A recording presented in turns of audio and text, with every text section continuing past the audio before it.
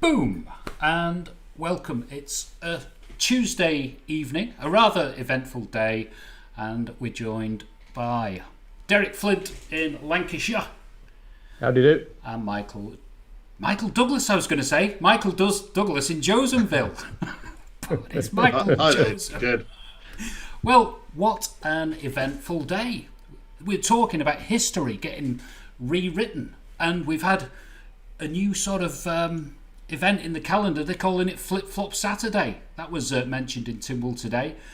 Lots of confidence being leaked away from the chamber.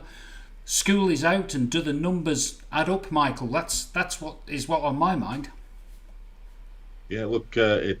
First of all, let's be. I want to really highlight one key optimistic point of today. Is that yesterday there were 8 people in hospital. Today there's only 6. So let us be thankful and hopeful that the 2 people appear to have been discharged from hospital, which is good. But otherwise, there's another large chunk of people who have been diagnosed and confirmed with the coronavirus. The numbers are changing, very quickly.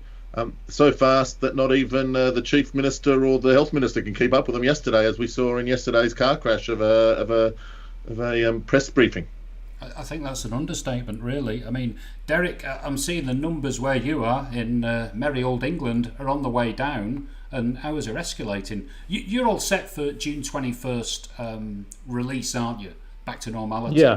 Yeah. Well, I mean, everything starts to change on April the 11th, not least of which is the opening of the hairdressers, which is to be celebrated. But I don't know, it ain't over here yet. We can talk a little bit about, your border openings in a minute, perhaps. But the schools went back today. Now, if the things are to scale up in terms of how things have been on the Isle of Man with the schools and the progression of the virus through the youth, we haven't seen this before. Let's remember. Then we've got a bit of a problem, to be honest with you. So I'm not sure where we're going to go with this, but I think looking at it at the moment, September is looking a little bit optimistic. I think for either things not being right on your side of the water or things not being right on this side of the water. Well, they're looking at drawing a line in the sand on the last day of August, and we'll be back to normality, and we'll have floods and floods of tourists visiting our shores, hopefully. But we'll just go back to today, and there was a lot of activity in the Tynwald Chamber, a lot of dissent. Heard some MHKs. I mean, Bill Shimmons surprised me. He was referring to blunders in the last month. We had Julie Edge. I think she was pushing Dr. Allison to the edge on this examination on dates when pupils were deemed to be infected in the schools, and this pathway that led to, well, as we know, an eventual lockdown, and these numbers are just escalating and going through the roof. So communication hasn't been great. Michael, if they ran an opinion poll, what would it be telling us now? I mean, you're a data expert. Look, I don't know. I don't have access to that data. I think there are some people who are very happy with the government no matter what. There are some people who are very unhappy with the government no matter what. And so it's really incumbent upon us to tell the truth and to whatever the case may be. And so as part of that, I've got just from inside the government bunkers.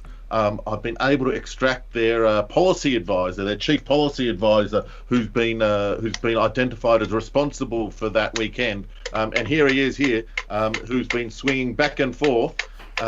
We've got the metronome of Manx government policy has been swinging back and forth. And I think that's what Bill Shimmons and that's what Daphne Kane were going on about, is this government's wild and extremist insistence on saying everything is perfectly safe, or we have to be under house arrest.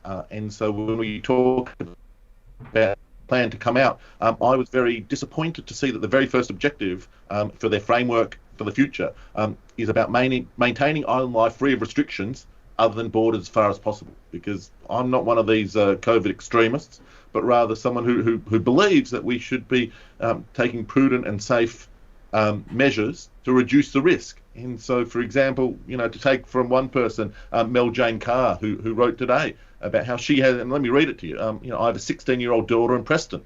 by the time September comes around, it'll be a year and a half since I last seen her.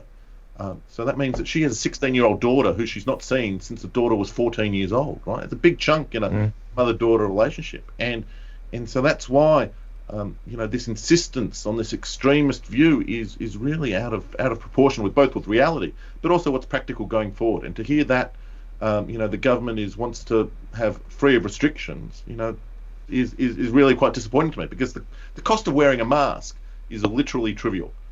And so if I can wear a mask so that Mel Jane Carr can see her daughter, who she's not seen, her 16-year-old daughter, who she's not seen since she was 14, then I think that's a price we should all be paying.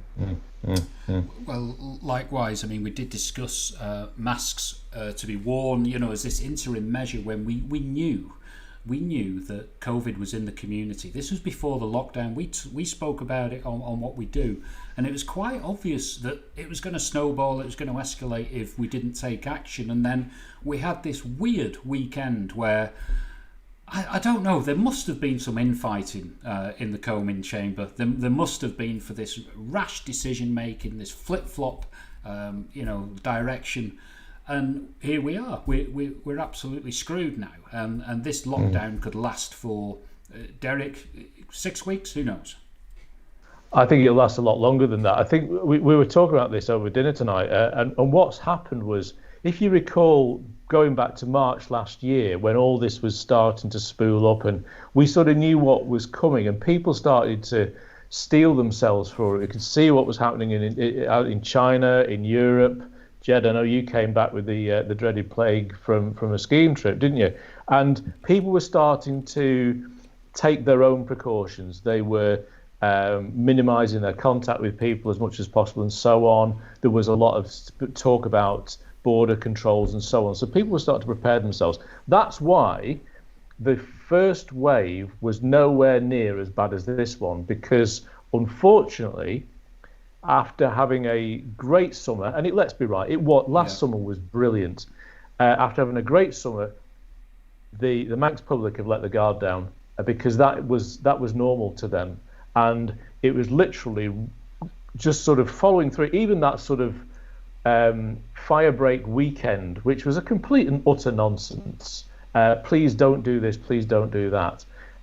It was through. Like a plague of locusts going through the island, and that's why it's as bad as it is. And I predict it's going to peak around 700 or 800 infections before this gets under control. And I think it'll be a lot tighter to get under control as well, because I would wager, similar to here, people will be just doing their own thing. Households will be mixing. People won't be taking this as seriously as they were before.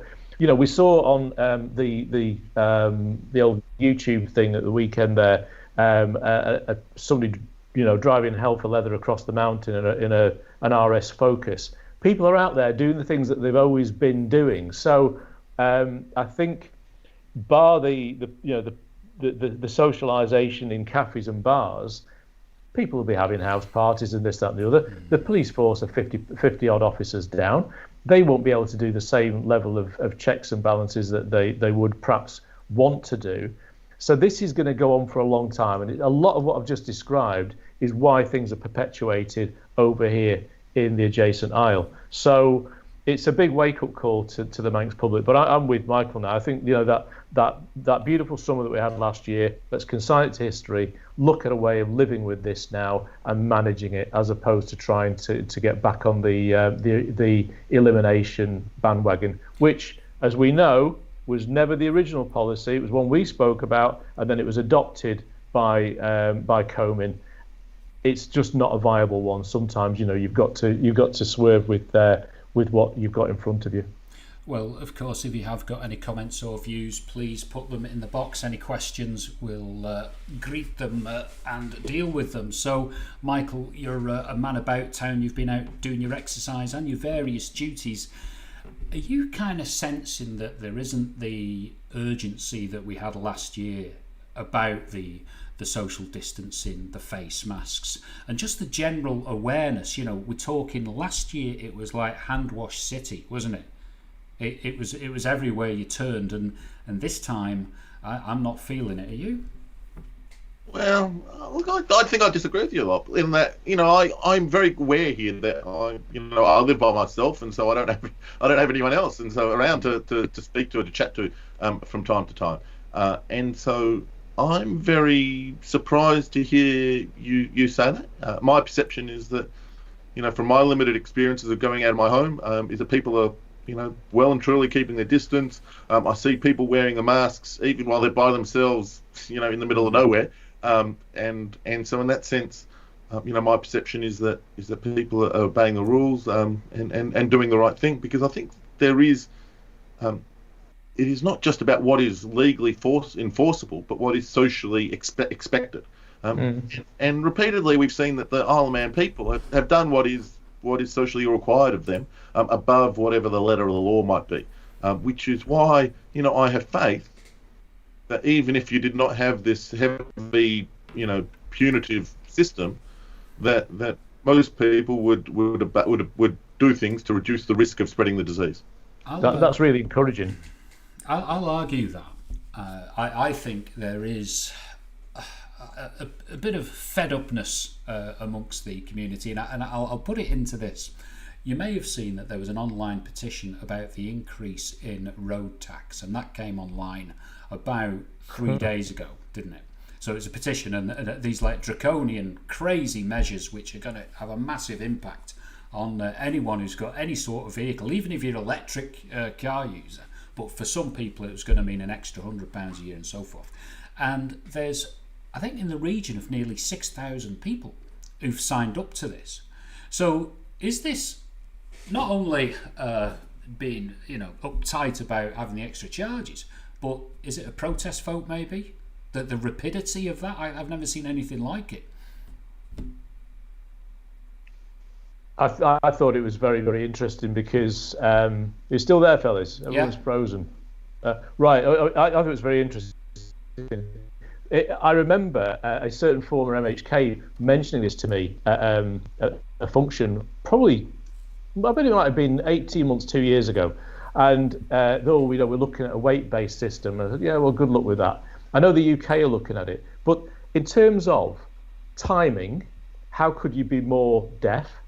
Because there's major crises going on at the moment. In terms of the fact that nobody else in the world is doing this system, that might actually be a fairly good indicator that it's the wrong way to go. And when you've got things like my little Land Rover Discovery Sport, a Euro 6 compliant small SUV, which weighs in about just short of 2 tons, goes from £160 a year to 500. Now, it's an average family car. How on earth are people expected to suck up those sort of increases? And I read somewhere before that Rob Collister had posted online where he'd written to Jeff Robinson to say, hang on, Jeff, have I completely misunderstood this? Because he'd been contacted by Tours Isle of Man and said, do this, and you'll basically put us out of business because we cannot afford these duty rises. For goodness sake, be pragmatic, adopt the UK system, outsource this all to the DVLA, let them do it for you. Let's see what's around the corner in 5 years' time in terms of emission bases and this, that and the other, and get on with the serious business of running the country. Because it's all these sideshows, especially with the ones which seem to be DOI generated, which are lesion, which go off on a completely different tangent to the rest of the world, have no basis in reality. There's been clearly no consultation with anybody involved in transport, and certainly nobody with a family car. And it's just completely deflecting Tynwald from the business of the day, which you should be getting on with running the country. It's really disappointing. So fair play to everybody that wrote in. I think you've done a great job. Hopefully people will start to listen in the positions of power, and you'll end up with a reasonable deal, because it's absolutely diabolical. Okay, just you're spot on there, Derek. And this new change would have increased the fees paid by family vehicles, by a typical family car. But you know who it discounts the vehicle duty for? Ferrari and sports car owners, because of course they're super lightweight. And so this shows yet again that Tim Baker, the minister, he is just out of his depth. He's bamboozled by these backdoor public servants, and he is just simply out of his depth, because he seems to forget again that it's not his job to be the departmental representative to the public, but the public's representative to the department, and he's obviously unable to keep his team in line. They've bamboozled him yet again, and he's just out of his depth. And I feel sorry for the guy because, by all accounts, he's a really nice person. But unfortunately, just being nice is not good enough. It doesn't cut it. No, absolutely. We've got some comments coming on the screen, so I'll just go through them. Christine Cowley. So the actual increases that were proposed didn't actually generate that much more income, and on the electric cars, I think that's what he's referring to. That batteries are heavy, but Derek has a point. Focus on the important things. So we've just got a few more comments. So I can, you know what I can do now? I can put the comments on the screen. How good is that? So we can see them. We can see them. So Pablo Hasser. What do you make of the Chief Minister's comments at the last press brief? We, the government, are not responsible for this outbreak. Mike, that's all yours. Well, I absolutely, very completely, totally disappointed with the Chief Minister there. And I think if you look back to October, there was that woman, a working class woman who, after some time away in Blackpool, came back to the Isle of Man, was required to isolate, and as a result of a late night drunken domestic disturbance, she fled to the homeless shelter and was arrested, prosecuted, and sentenced to 4 weeks in prison. Yet here we have someone whose job it was professionally to monitor and enforce these direction notices, obviously stuffed up, obviously causing a great deal of harm to the Isle of Man as a result, and they're saying, oh look, simple misunderstanding. And I think that's just not fair. It shows a disregard for the rule of law. It shows a disregard for the working class people of Douglas and elsewhere who are being locked up and prosecuted and penalised very harshly. But now when it's one of their own, when it's some sort of back office public servant who stuffs up, they're not held liable and they're not held accountable and they're not going to jail. And it just seems to me that it's one rule for the common folk, and it's one rule for those insiders. I think possibly we reached a turning point in the chamber, because we must have been half a dozen of the MHKs really putting the man in the chair to task, and it was at that point where you thought, you know what about just a bit of humility here?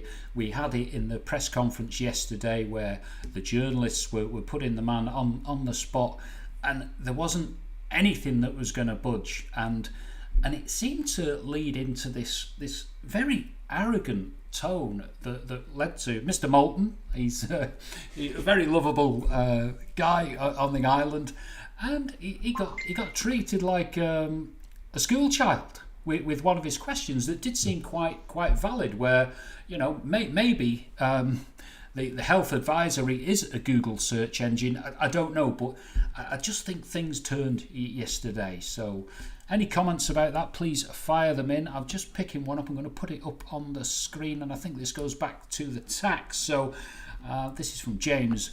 This is the problem with the budget. Tynwald agrees it, and then stealth taxes are piled on as not part of the budget. So we're referring to these increases for vehicles. What else is going to be coming?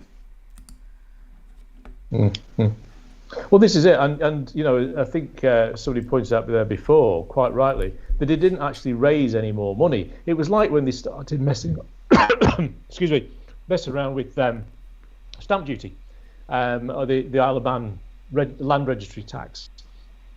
It didn't make any difference. It really was just a completely pointless administrative exercise. But this is what happens. It's people that are having to justify their salaries in the civil service, looking for something to do, looking for something to change, because change is good, isn't it, kids? No, it isn't. It's only good if there's actually a point to it and a better outcome for people. There's no point in just coming up with a new system because it's a new system. It's got to be better, fairer, more streamlined, more efficient, and actually fairer to the public. And that's just not what's happening. One of the things that I've noticed, which is profoundly different with the Isle of Man to the UK, is the UK is far too bloody complicated. There are some nice things about paying through the nose for your energy. In fact, you don't have a choice to make. Whereas, every year I've got to check my gas, check my electricity, see what's happening with that. The tax rules are absolutely insane. There's a simplicity to the Isle of Man that is absolutely beautiful and should be cherished, but it's still too bloody complicated. It could be streamlined. It could be the most efficient administration in the world if there was just the will to do that. But I think there's too many agendas, shall we say, which will stop that happening. And until we see an administration that really starts to rip the back out of the way the island's run, because it ain't the ministers, it ain't the politicians that are running the island, just be sure of that, then nothing will change. So whether it changes in September, whether the elections go ahead in September, because they've just postponed the local elections again, we might see some change, but I wouldn't bank on it. I'm not hopeful at all. It's very sad. It's quite convenient that the local elections have been pushed back. We've had that's another year, isn't it? I mean, they were due to come in last April, and it kind of calms any fear of dissent. And Michael, the elections are going to be following in September. So let's just look at this now. The lockdown is due to break, the island lockdown that is, and the borders is due to break at the end of August, and the election is like 3 weeks thereon. How are candidates going to be able to campaign effectively and normally? Are you sensing that maybe later on this year they're going to say, hang on, we need to push this election further back? I think it's very dangerous to make rules about health and visiting and all that sort of stuff around elections, because, to be frank, to normal people, elections just are not that important. And we need to keep some perspective here that, elections, sure, they're great, but, compared to Melanie Jane Carr, who hasn't seen her 16-year-old daughter since she was 14, that is far more important. And it's much more important to enable the families and the people of the Isle of Man to reunite, and to get back. And so I wouldn't try and associate that with the elections. God forbid there are no politicians who are trying to do so. I'm only just sensing the convenience of it all, because there's been a number of people who are activists. They're passionate about current affairs on the island. They want to make changes. They've put the name up to take part in the election. That was due. I think it was going to be March, wasn't it? April. And now that pushed back, and the energy could wane. That's all I'm saying. So it's just let's just keep an eye on that one. But should we keep an eye on the vaccine table, Michael? Indeed. So if you want to bring up the stats there, Jed.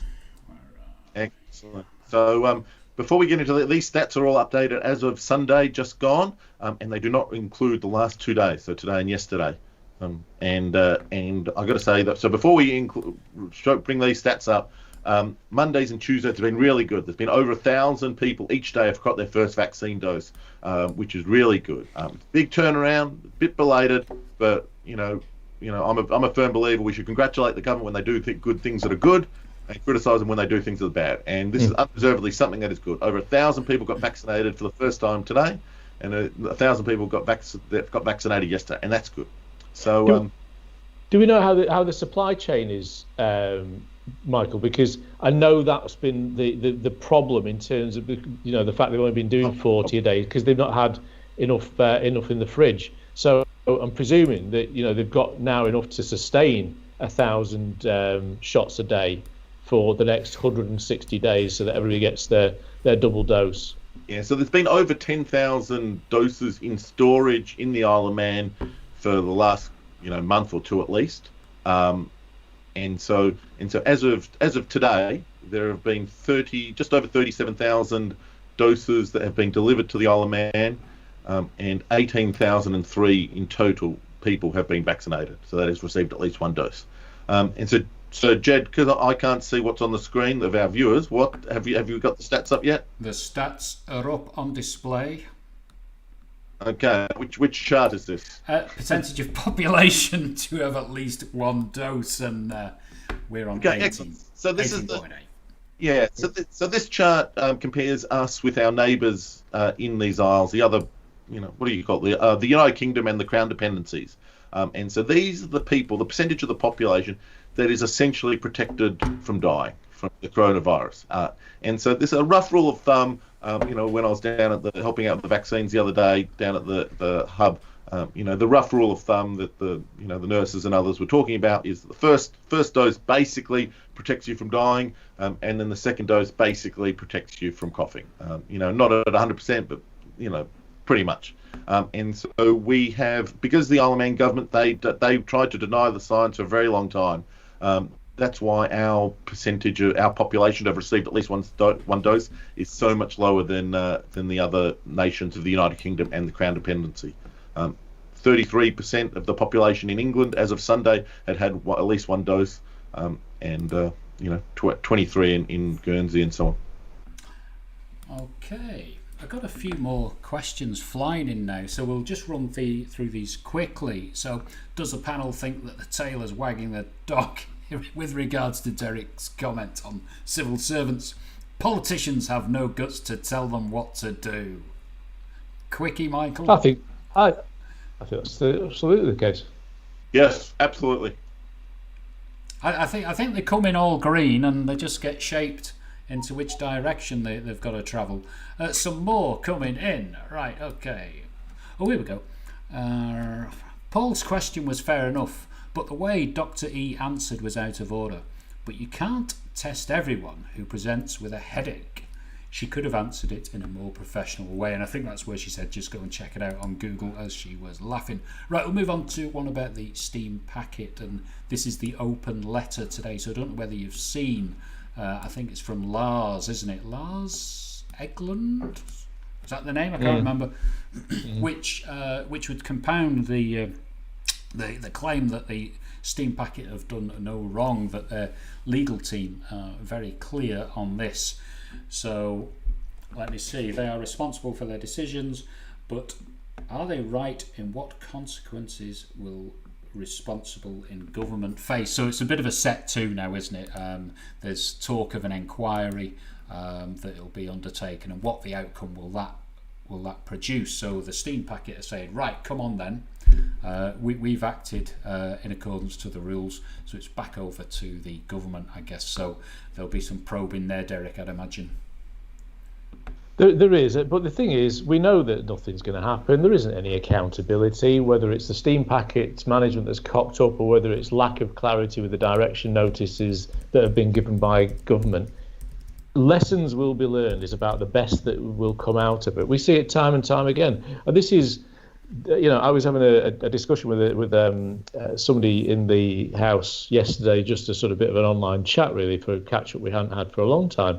And, they're very sort of positive and enthusiastic about the future and the new administration, and people are now getting their voice. Well, hey, you know what? This happens every time on the 6 months run up to any election. People start putting their head above the parapet and shouting a little bit more and having a dig at Comyn and so on. But what will happen in September or October when the elections would take place? Some people will get in, some new people will get in, and the status quo will be maintained. It will just perpetuate until we see some real transformative force and vision in the House and a real willingness to get a grip of the issues and turn the Isle of Man into the super jurisdiction that it should and could be and deserves to be. Then we're stuck with this. So it's very, very sad, and I hate to be defeatist about it, but I watched it for 23 years. And it's heartbreaking, really, because it should be the best place in the world, and in many cases it is. But in that 23 years we had it easy, and now there's a crisis on our hands. And Manx Radio have just chipped in. It's the Manx Radio story on the Steam packet letter, so we thank them for their excellent bit of journalism. Right then, Michael, anything else tickling your fancy, so to speak? So I guess we probably should mention that Piers Morgan has left what is it, Good Morning Britain, and there's this whole palaver about the what is it, Meghan Markle and Prince Harry. I've got to confess, I am completely ignorant on this issue. I'm not much of a TV watcher, and I just like it's such a bizarre story that there is so much excitement and passion about what some Hollywood superstar marries, becomes a literal princess, tells a story to a billionaire TV host in the US. And it is just a world. I just have no relationship to any parts of that story, and it's just so weird and foreign to me. And I feel so sorry for Queen Elizabeth in that she has been such a so guided by the institution of the monarchy, and these people are just flailing as far as I can tell. It's such a weird story. I sense a conspiracy. I think the award-winning, Academy-winning, The Crown series, it's all part of the script. It's all going to be woven into one, and it's not finished yet. Isn't that right, Derek? It absolutely. I mean, it was interesting watching it last night because I did watch it. I thought Harry and Meghan came over very well.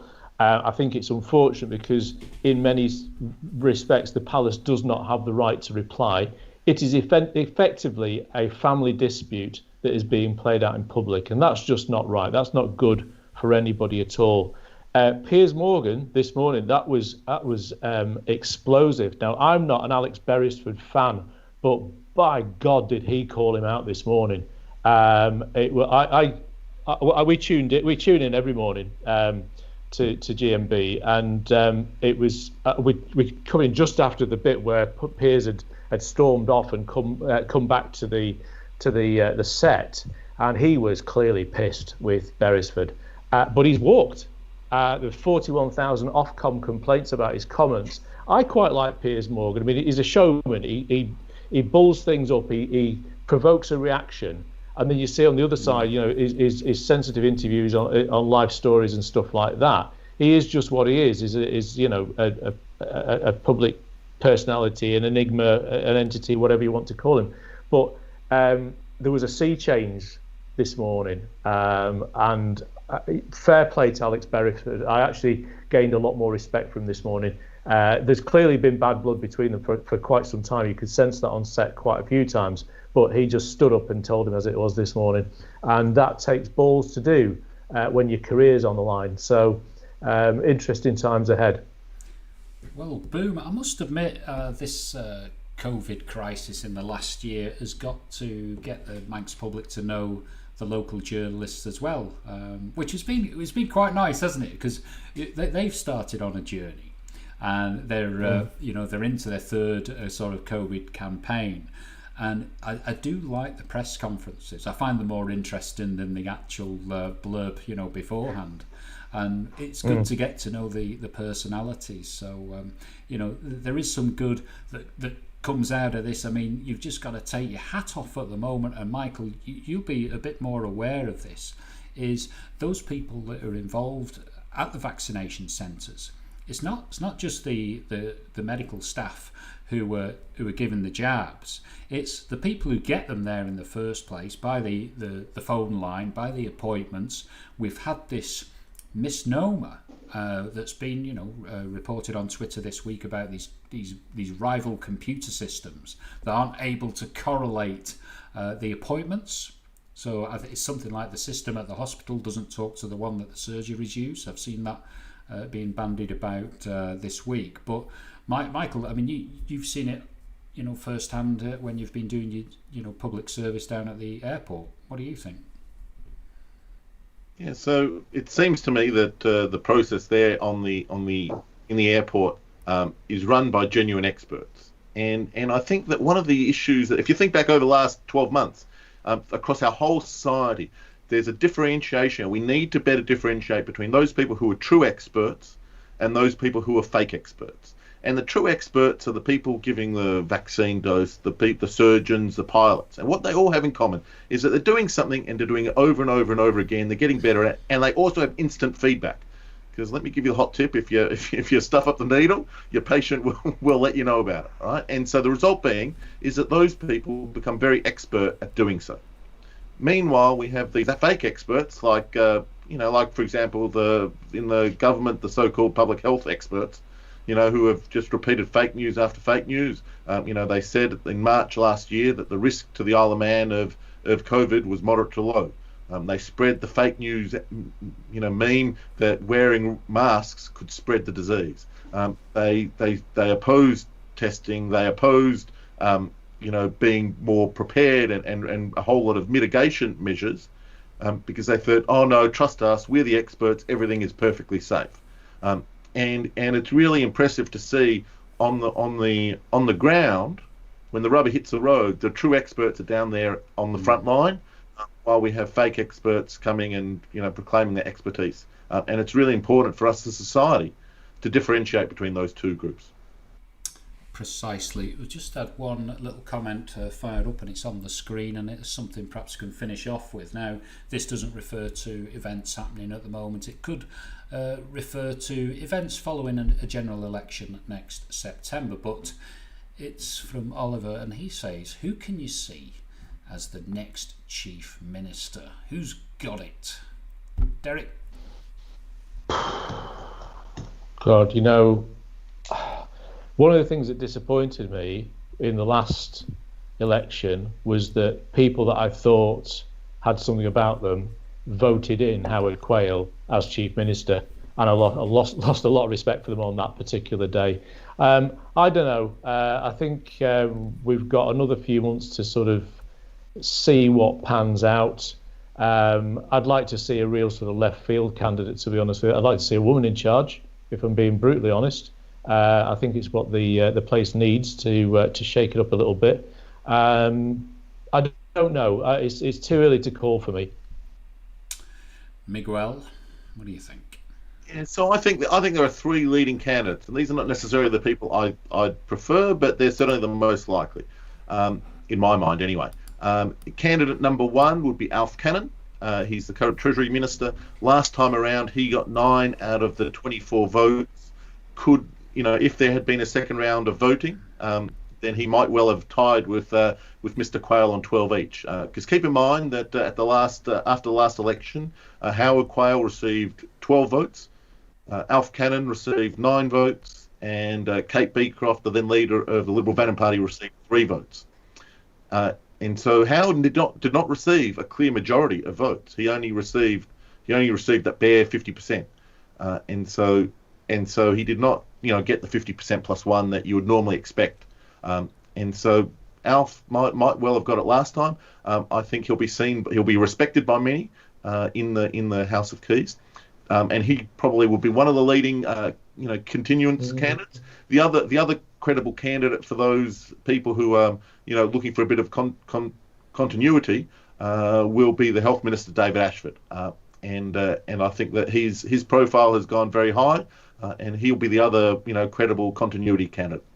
Then I think there's also a good chance that there'll be a bit of a change in the members of the House of Keys come September, and it is certainly possible that if you get a whole bunch of outsiders, that they might have a great, I don't know if hostility is the right word, but opposition to the continuity candidates of Alf Cannon and or David Ashford, in which case they'll be looking around for a bit of an outsider, but someone who's had a bit of experience. And in that sense, that person who I think is most likely to fill that book would be Chris Thomas. He's got experience as a senior minister, but he's also now a bit of an outsider from the current continuity group. And so I suspect those three would be the leading candidates: Alf Cannon, David Ashford, and or Chris Thomas. I must admit that broadcast that Chris Thomas did on Manx Radio a couple of days ago was something else, and it gave an excellent summary into the whole situation. And I'd urge anyone, I think it lasts about 7 minutes, there's some very clever language, some very clever pointers as to what is actually going on inside the tent. But I think I'll agree with you guys, when it comes to the X factor, there is no doubt it's King Alfred from up the north. He's certainly got the credentials to sit on the throne. But I tell you, who impresses me every time, it's Claire Barber when she comes on to speak. And I remember actually going into the Keys and listening to her talk about the the legacy of the Douglas Promenade and the effect that it had had on businesses there. And it showed that she'd done her homework. She'd been to see those businesses that are absolutely getting screwed because of the roadworks. And the way she delivered it, it was so credible and so passionate. Mm-hmm. And then she even spoke today, and she's clever, she's articulate, and she picks out the detail. And I did like that, when I listened to her. But you know what? We could get some surprise candidates coming through, some people who may go, you know what? It's time to get elected. We've got some very capable, successful people on the island who are rounded. I can think of one in particular. I'm not going to name him, but he's a geezer. He's done so well on the Isle of Man. He's such a clever bloke, and he's socially minded. And every time I bump into him, I say, look, Steve, that's the clue. Can you just stand? He would weave the magic.